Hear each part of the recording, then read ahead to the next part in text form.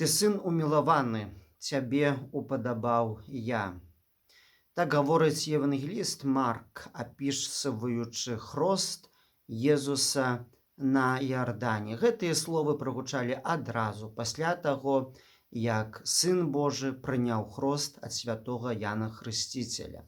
Сябры, прывітання, з вами я, ксёндз Вячаслаў Барокі. На гэтым YouTube-канале мы разважаем пра хрысціянства ў сучасным свеце, ды адказваем на тыя пытанні, якія свет перад намі ставіць у выглядзе самых розных выклікаў, а адказы шукаем у святле Божай мудрасці, у святле Божага слова. Вялікі дзякуй усім вам, хто на гэты канал падпісваецца.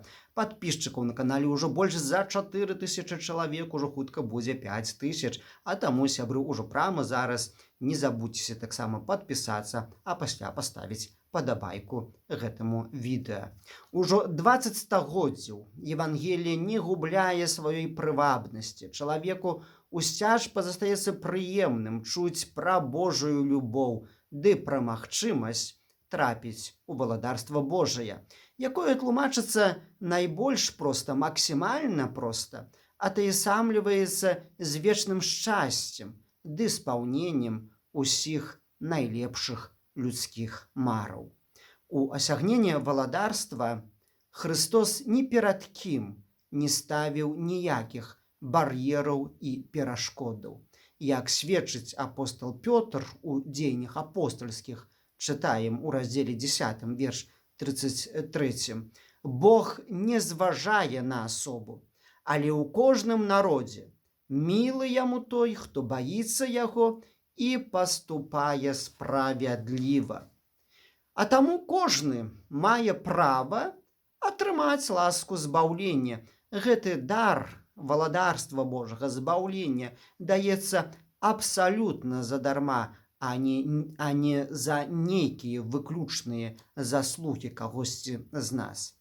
У атрыманні чалавекам вось такога з нічым непараўнальнага новага жыцця існуе толькі адна умова – прыняцце асабістага рашэння разарваць са старым жыццём.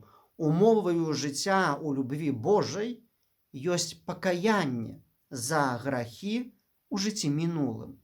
І гэтая умова абавязковая для выканання дзеля таго, каб атрымаць новае жыццё.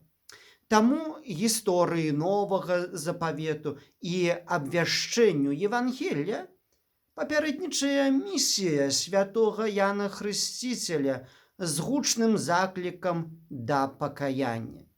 Знешне бачны абрад хрышчэння, які выконваў пустэльнік для тых, хто хрысціўся, быў праяўленнем унутранага прызнання грахоў і жаданнем з імі расстацца. Сын Божы Христос таксама прыняў хрост, як сёння прыгадаў ужо на самым пачатку. Зрабіў гэта, каб падкрэсліць праўду пра існаванне зла ў свеце і тое, што ён бярэ на сябе ўсе грахі чалавецтва. Хрысціўся зусім не таму, каб прызнаць свой грэх, бо, вядома, сам быў безгрэшны. Заклік святога Яна Хрысціцеля да пакаяння быў канкрэтны і персанальны. Прарок кожнаму дакладна і індывідуальна адказваў на пытанне, што мы павінны рабіць, якое задавалі тыя, як чытаем у Евангеліі паводле святога Лукі у раздзеле 3, тыя, хто да яго прыходзіў. А прыходзілі самыя розныя людзі, а ён усім дакладна, падрабязна тлумачыў. Вядома, калі казаць пра пакаянне агульна, не называючы зло па імені, а пакрыўджаным і крыўдзіцелем ці гвалтаўнікам і іх ахвярам, сказаць вам усім трэба каяцца, не сказаўшы у чым, тым самым выканаеш служэнне д'яблу. Праз агульныя словы перад наборам змешаных людскіх учынкаў прызнаеш, што не можаш адрозніць дабро ад зла. Так бывае, калі чалавек ходзіць у суцэльныя цемры. Без святла не можа убачыць і адрозніць, што і што. Святы Ян Хрысціцель не меў з гэтым праблем. Ён канкрэтна кожнаму казаў, як ёсць і што ён павінен рабіць. У яго не было праблем убачыць, дзе ёсць дабро і каму трэба каяцца і ў чым трэба каяцца. У нашым свеце гэтая праблема разрозніць ёсць актуальна, і нездарма ж прарок Ісая, прадказваючы пра прыход Месіі, кажа, што ён, Месія, стане святлом для народаў, што адкрые вочы сляпым. Пра гэта чытаем у кнізе прарока Ісаі ў раздзеле 42, вершы 7. А той жа, хто бачыць, ёсць здольны убачыць і нюансы, у якіх вельмі утульна заўсёды пачуваецца д'ябал у гэтых нюансах. Сёння, сябры, у нашым грамадстве шмат гаворыцца пра патрэбу яднання народу, паяднання. І ведаеце, як бы ні была вялікая рана падзелу сярод беларусаў розных светапоглядаў, сапраўды паяднанне і яднанне ў народзе ёсць магчымым. Але дзеля гэтага трэба пачаць жыць у духу пакаяння. Такое жыццё пачынаецца з удыхання паветра праўды і справядлівасці. І вось тады у выніку на выдыханне з'явіцца правасуддзе і супакой. А ўсё пачынаецца з пакаяння. А таму трэба на дзяржаўным узроўні прызнаць, што ў краіне нашай адбыліся забойствы і масавае збіццё грамадзян, ды па гэтых фактах насілля распачаць крымінальнае расследаванне. Заўважце таксама, гэты вал насілля і беззаконня не ёсць выпадковасцю, але паслядоўнасцю і наступствам адсутнасці пакаяння за грахі і памылкі 20-го стагоддзя, которые здзейснілі нашы продкі, а мы, іх нашчадкі, надалей утойваем гэтыя злачынствы у замкнёных архівах, не думаючы пра пакаянне альбо гаворачы, што гэта немагчыма. І вось у выніку адбылося ў мінулым годзе тое, што адбылося, і яно надаль, гэтае зло мае працяг і ў сённяшнія дні.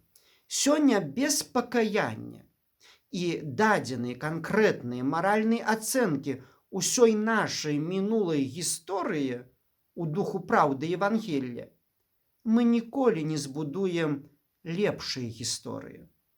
Для асягнення лепшага новага жыцця трэба разарваць з мінулым. Ды не толькі разарваць, сказаўшы, давайце перагарнём гэтую старонку, але дакладна да дробязяў разабрацца і вызначыць, ад чаго дакладна нам трэба адварочвацца, у чым ёсць зло і што нам трэба рабіць, каб зло ніколі больш не паўтарылася. Мудрасць Евангелія дакладна накрэслівае нам выснову. Новае жыццё не збудуеш, не разарваўшы са старым жыццём. Новай Беларусі і паяднання ў народзе не будзе, калі ў фундаментах ізноў будуць класціся старыя камяні з руін старой імперыі. Усе спробы народных сабранняў і гаворкі пра унікальнасць беларускай мадэлі жыцця з абяцаннем пабудовы шчаслівай будучыні, нават не горшай за валадарства Божае, будуць з'яўляцца чарговым блефам, пакуль не адбудзецца шчырага прызнання памылак. Сябры, Беларусь мае добрыя шансы на будучыню, каб рэалізаваць гэтыя шансы, мы ахрышчаныя, усе ахрышчаныя, неважна, католікі, праваслаўныя, пратэстанты павінны ўзгадаць свой хрост і ўзгадаць тое, што мы адвярнуліся аднойчы ад зла і пачаць жыць так, як кажа нам Бог, абіраючы дабро. А ўсе мы без выключэння, неважна, да якой канфесіі прыналежым і ці прыналежым увогуле да яе, усім нам варта вывучыць урокі, прыпаднесеныя гісторыі і урокі мінулага 20-га стагоддзя, але гэта таксама балючы, трагічны урок, які прынёс нам 20-й год ужо гэтага стагоддзя. Вось калі вывучым гэта, зразумеем памылкі і ад іх адвернемся, у той час сапраўды наша Беларусь мае добрую будучыню, але без пакаяння гэта немагчыма. Сябры даслухалі да канца, стаўце падабайкі, дзяліцеся відэа у сацыяльных сетках. Вялікі дзякуй усім тым, хто пакідае каментары.